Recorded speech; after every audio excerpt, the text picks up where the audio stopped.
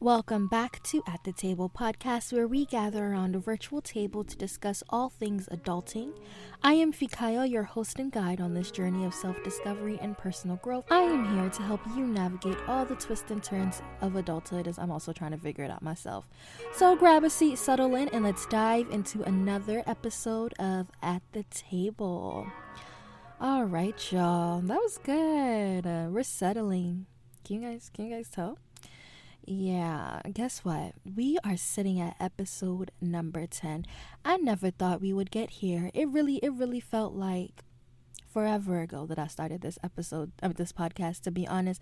But here we are at episode 10, and there you are listening to me, and I am so freaking grateful. So let us catch up, y'all. I am exhausted. I am so tired, and a part of that is completely and thoroughly my fault. Yesterday, I got an iced macchiato, which had a lot of espresso in it, and I think I got it at a decent time, right?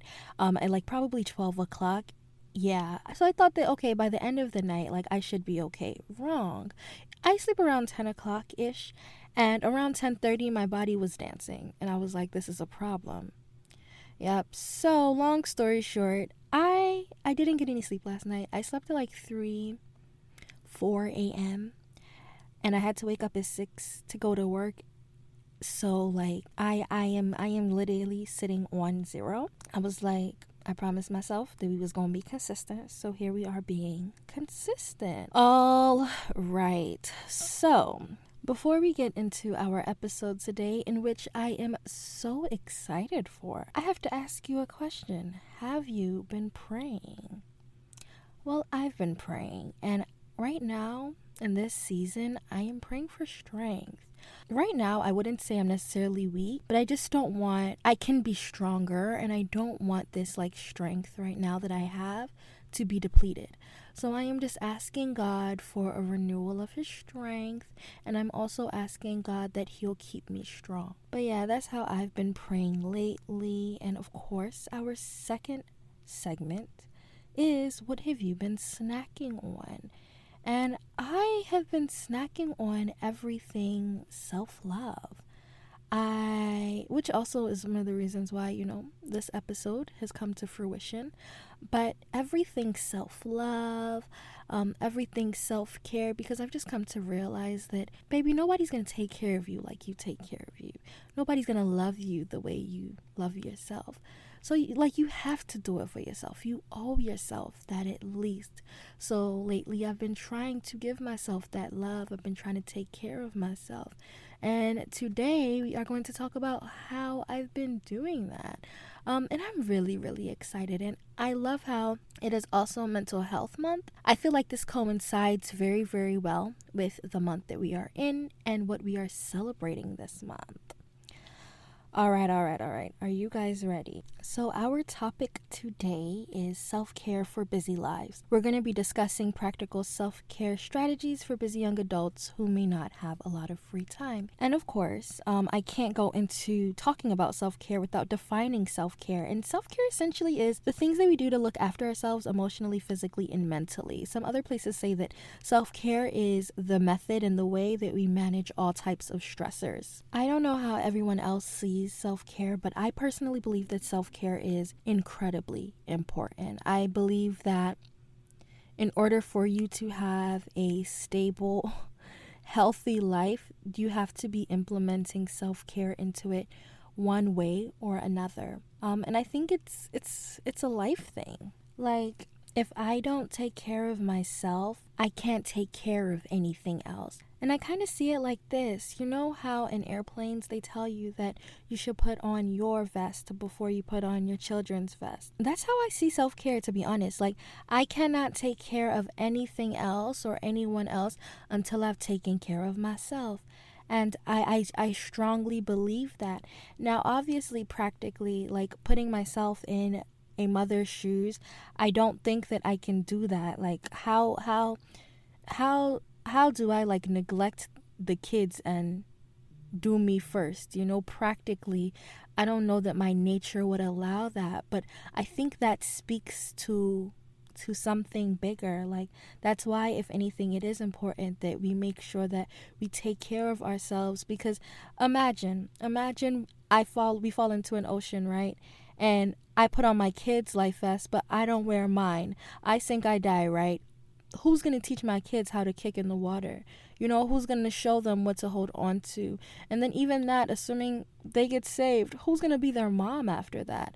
Who's going to hold them? Who's going to love on them of your life? And I think that self-care is a life vest through life. I think that you have to be able to have your own life vest on to be able to attend to all the other things going on.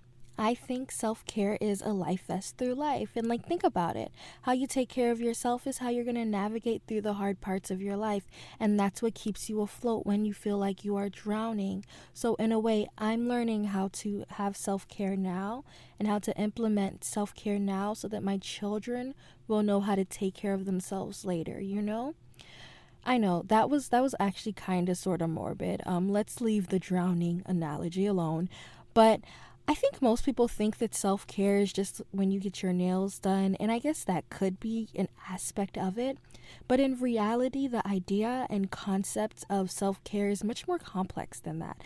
It's the method and steps we take to take care of ourselves. Personally, I had to figure this out. I am a huge self-care advocate.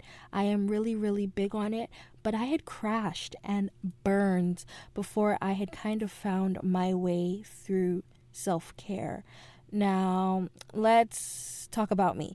I have anxiety, and anxiety is extreme nervousness to the point that it disrupts your everyday life. My anxiety was so bad that it would feel like I was drowning in my nervousness. And if something isn't going right or I needed to attend to it, I would feel really, really impacted by my anxiety. And first it would start with the nervousness, and then I won't be able to eat or sleep. And then it goes on, and then while I'm sleeping, I would wake up in sweats or hyperventilating. And yes, I would wake up in actual panic attacks. And by the time it was affecting my sleep, I'm already down the course of depression. So it would literally feel like a curse. But with maturity with God, I've come to understand that my anxiety isn't a curse, but it's more like an inbound alarm system. If everything is okay in my life, then I'm fine, I'm balanced. But if I'm neglecting some part of myself, then I'm getting thrown into that anxiety, nervousness, depression loop all over again. And this is just how I've come to realize I work. And I thank God for that revelation now. But when I was younger, this wasn't funny, this wasn't fun. I would literally be hurting on the inside and I wouldn't know why. Everything on the surface level would be fine, but something was going on somewhere that I just knew I wasn't able to find, and now I'm an adult, and with the help of God and therapy, I've come to realize the 8 places in my life that I need to be consistently attending to take care of myself. And we're going to talk about those things. But why is self-care so important? Self-care is so important because when I wasn't taking care of myself, I was literally feeling the weight of the world on my shoulders, and it just wasn't great. So I'm going to talk about the categories I use for self-care. And before I start going into my categories, I want to reiterate these are my categories, okay? This is what works best for me, Fikayo. If yours looks different, that's fine. If you organize your categories differently, that's okay. But this is for me. And I'm going to say all 8 now so that y'all can hear them. And then I'm going to explain each one, okay? Emotional, spiritual, psychological, physical, social, financial, academic, and creative. So each week, I try to make sure that some part of all of these aspects are being touched in some way, shape, or form. And it can be big and elaborate, or it can just be like a small little thing I do. But each week, every single one of these 8 categories will be touched. And most of these things are actually already implemented into my daily or weekly routine. And then if it's not in my daily or weekly routine, I usually make sure that I slide it in the beginning of the month when I'm making my monthly plan. And then I kind of just, live my life according to my planner and my calendar. Also, I know that 8 might sound like a lot to some people, and I also want to preface everything I'm saying with, I only started off with 3, and if you can only handle 3, only do 3. And the 3 that I started off with, Actually, it was mind, body, and soul. And I remember it was my therapist then who like brought this to my attention. Let's take care of the mind, let's take care of the body, and let's take care of the soul. As I got better with taking care of those three, I was then able to make like subsections in each of my, I don't know, in each of the like integral parts of my life. And I was able to identify and categorize the important parts of my life that I needed to attend to. But that was something that I did with time. Right now, maybe you can only handle even two. And then maybe some of you guys have different situations entirely. Maybe you guys need 10 different categories. Maybe you guys need 12 different categories. Maybe you have a family, maybe you have a kid. Maybe you section it off differently. And that is perfectly okay. But I am just here today to show you a resource that I use to maintain my self-care. And if you want to do yours differently or divide your sections differently, that is perfectly fine. So I'm going to say the categories again, and they are emotional, spiritual, psychological, physical, social, financial, academic, and creative. And I'm also going to go through each and every one of them in that exact same order as well. So how do I take care of myself emotionally? Well, I am a human being. And unfortunately, being a human being comes with the emotions package. So, like, whether you like it or not, you're gonna feel emotions, and you should tend to them. And one of the biggest ways and the most obvious ways I tend to my emotions is obviously therapy. Therapy has helped me so much, because I'm a thinker and I'm very, very introspective. Sometimes I just need someone to sit down with my thoughts, or someone that I can like tell all of my thoughts to and kind of be like, this makes sense, right? Or I'm not doing too much thinking like this, right? Or like, I'm not tweaking, am I? So by having someone who can listen to me and help me analyze what I'm feeling and what I'm thinking has helped me so much to help me guide myself. Another thing I use to regulate my emotions, or another self-care practice I use to regulate my emotions, is reading. I like seeing what other people have experienced, and I like exploring myself through those things and also seeing how they came to resolve the issues that they were experiencing as well. There is nothing like it, really, like being able to experience the beginning and the end of a problem or a situation or a dilemma, and then being able to watch the experience unfold, whether positively or negatively, and it has no direct impact on your life, is amazing. It's I don't know why more people don't read, but like that's definitely one of the blessings reading gives. It gives you the experience of an experience. It gives you the blessing of an experience and lessons that you didn't have to experience firsthand. So that's definitely helps my emotional side of me. And then another thing that really helps the emotional side of me is journaling. Journaling is huge. Journaling really allows me to explore myself.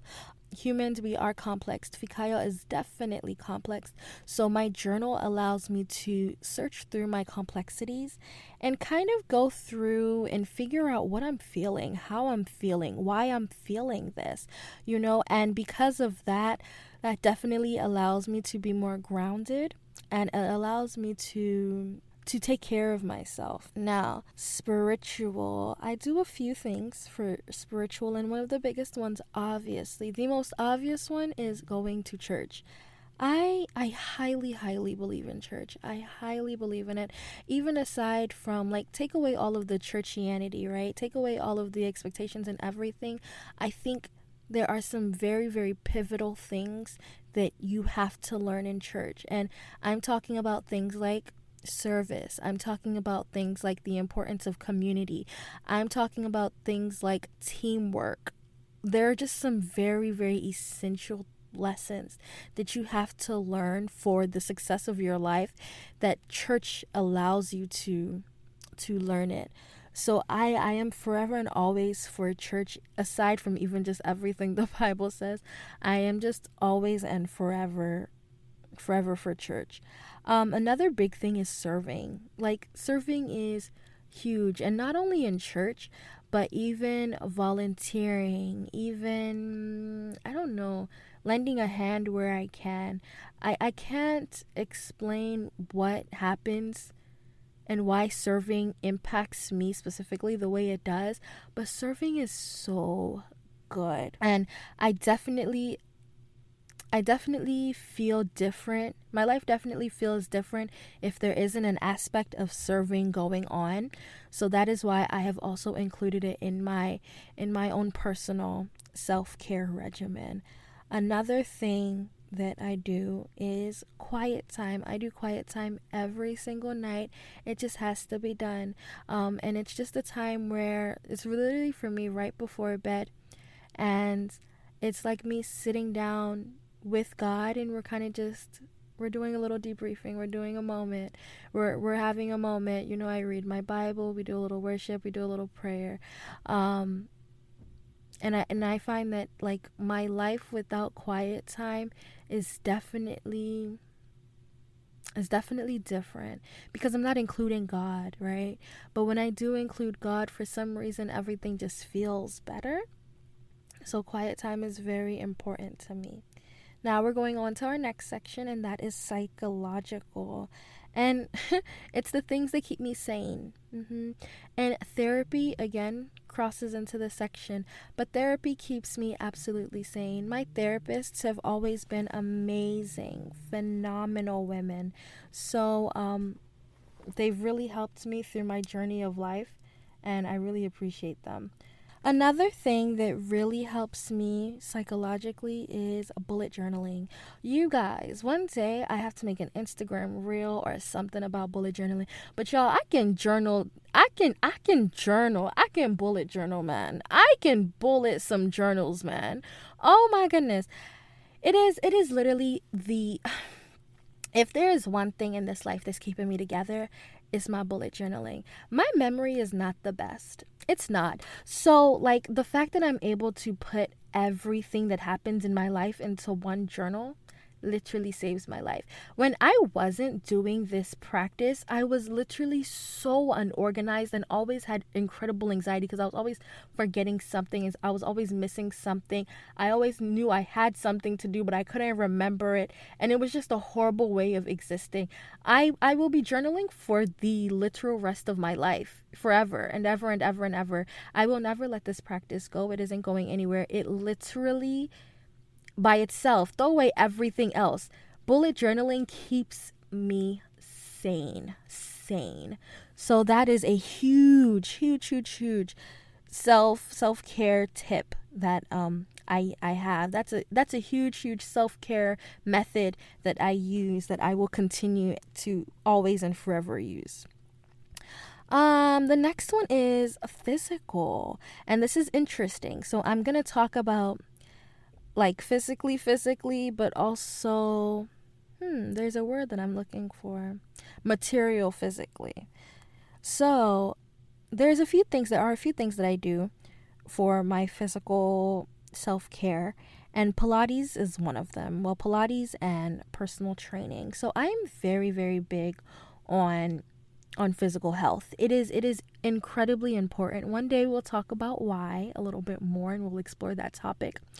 But physical health is so important. So I really try to implement it in my life and in my daily schedule. Of course, you guys know I run every day, but even aside from that, like going to the gym, working out, getting all of that, like working your whole body out with the things that physical motion does for you, even psychologically, like even in your brain, even with your brain chemicals, it's second to none. I am very, very big on I am very, very big on physical care.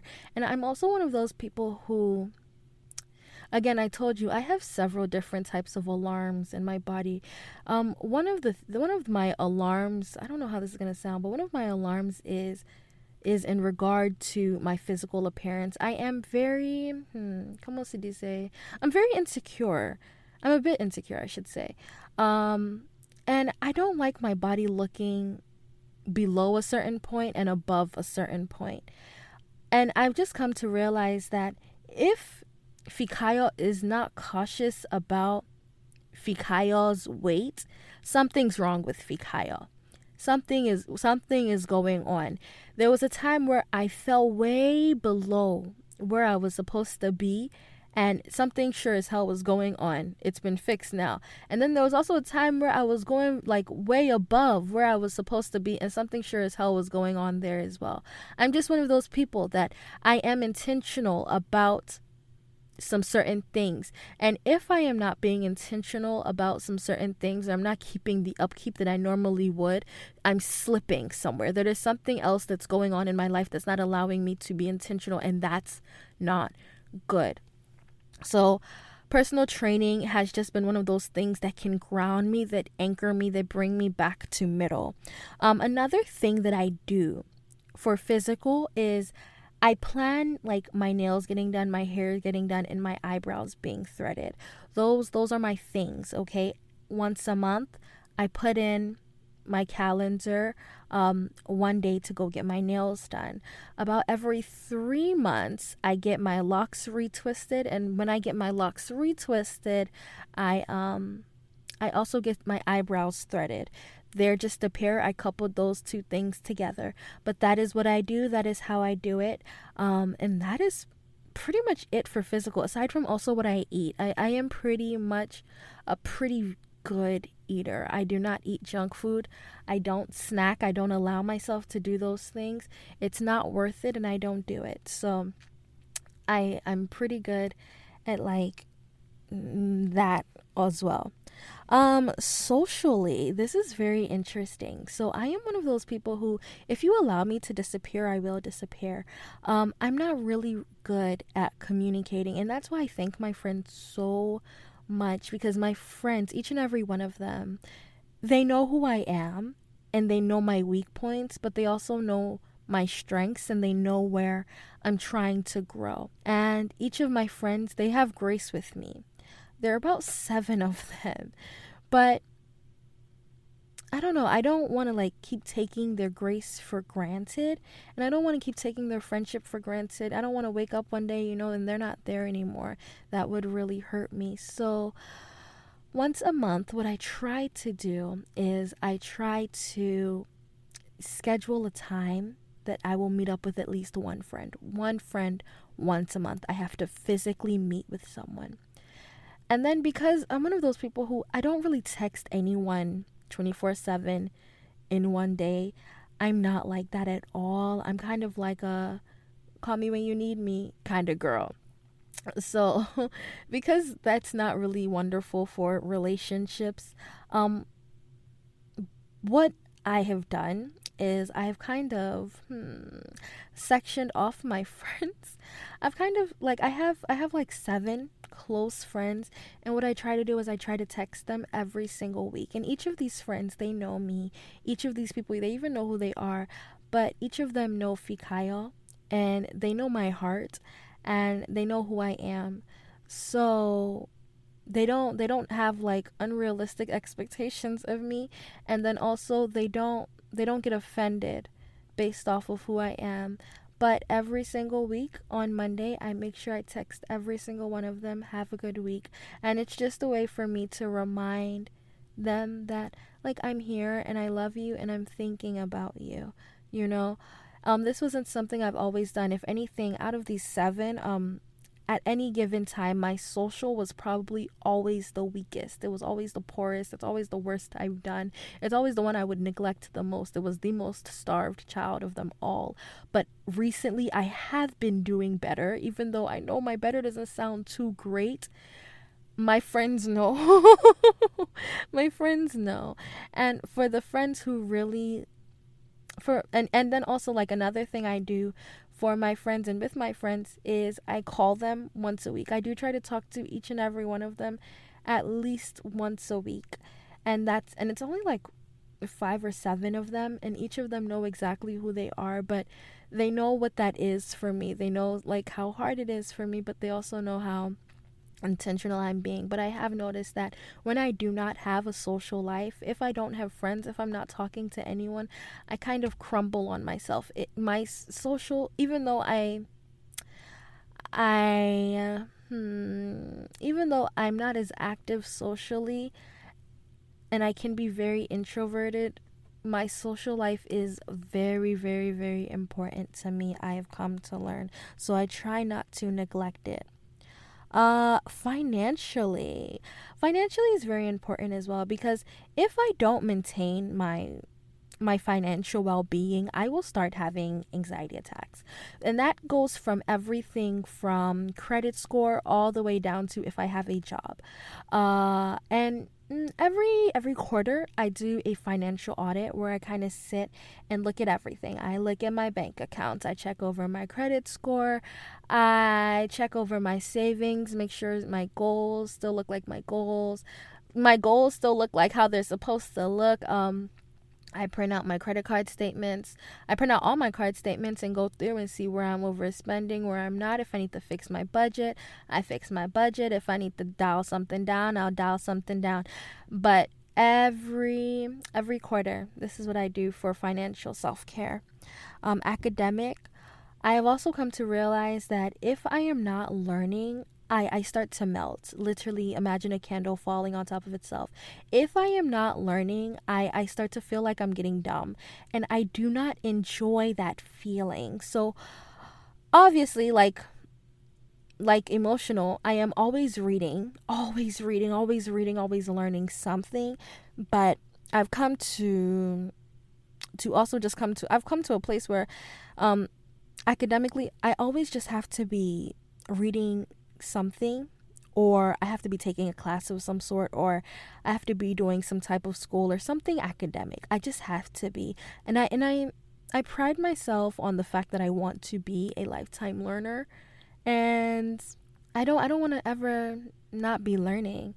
So that's one of the things that really make me feel fulfilled, is the fact that I am very passionate about academics and everything. So that's very important to me. And then last but not least, and you guys, I am tired of talking, is last but not least is creative. And I fulfill this craving in several ways, and podcasting, doing this, is one of them. Journaling is another one of them. Social media is another one, and my work, where I work at, really allows me to be creative. So I really enjoy that. When I'm not being creative, I feel like a butterfly that's been caged. I feel like a bird without no wings. I feel like I have nothing to express myself through. So that's why, like, being creative is very important to me. Y'all, that is it. That is all of my 8 lists. That's all of my 8 self-care categories, and each one of them are so important to me. And if I'm not doing them, it hurts. Literally, emotionally, physically, everything. It hurts me when I'm not. And I hope that you've learned something from this. I hope that even in this, like, you're able to figure out what your categories are, because self-care really is important. And it says it here, actually. I have it right in front of me, but it says self-care can improve your physical health. Self-care can reduce anxiety. Self-care can boost your self-esteem. Will protect your mental health. Self-care can lead to better relationships. And self-care can just make you better overall. So I don't want you, if you can be living a better and a fuller life, I don't want you to be missing out on that. So that's why I really wanted to make sure I brought this podcast to you guys, to just get you guys thinking, especially in this month of Mental Health Month. But yeah, again, of course, self-care is not a one-size-fit-all approach. Find what works best for you and integrate it into your daily or weekly routines. And I just want to make sure that we are all prioritizing self-care and making sure that we're taking time to nurture ourselves. All right, y'all. I think that is it. I think it is time to clear the table and wash the dishes. Thank you so much for having me in your ears. I hope you've gained some new insight and ideas to help you navigate your own journey through adulthood. If you have enjoyed this episode, please be sure to subscribe to our podcast and leave us a review. Your feedback really helps me improve and reach more listeners like you. So if you are listening on Spotify, please answer the Q&A question that you see right there. And to see the face behind the voice, please follow me at Fikayo, Fiikayo. And until next time, my dear, keep growing, keep learning, and stay connecting. Bye.